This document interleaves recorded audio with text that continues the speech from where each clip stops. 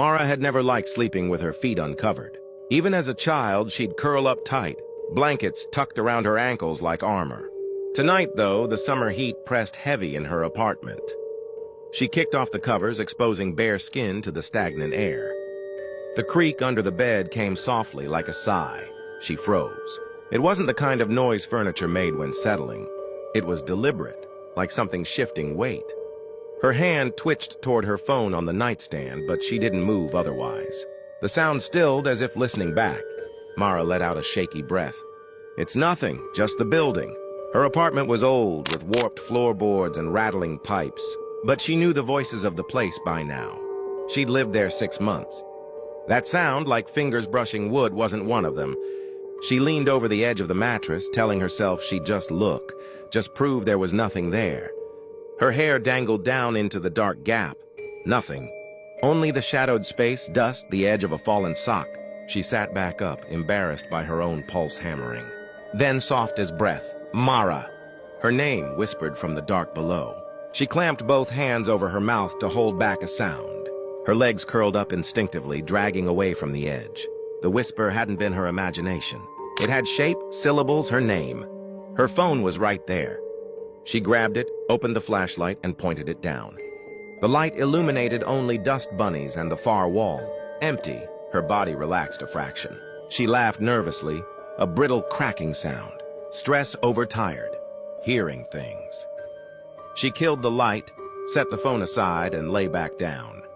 The mattress dipped beside her, not much. Just the barest impression of weight, enough to shift her body a fraction toward the dip. Her breath caught. Slowly, with every ounce of will she had, she turned her head. No one.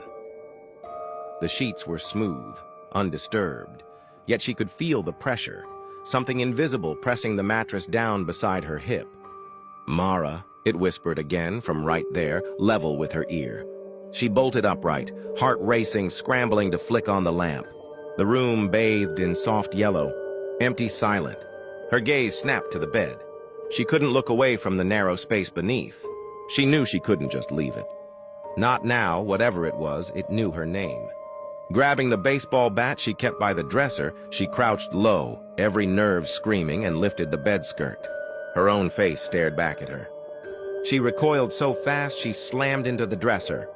Her phone clattered to the floor. Beneath the bed, pressed up against the boards, was her. Same dark hair matted to the forehead, same bloodshot eyes, same tremble in the jaw. But this other Mara's face stretched into a grin, wide and toothy. Its lips moved silently, shaping the words.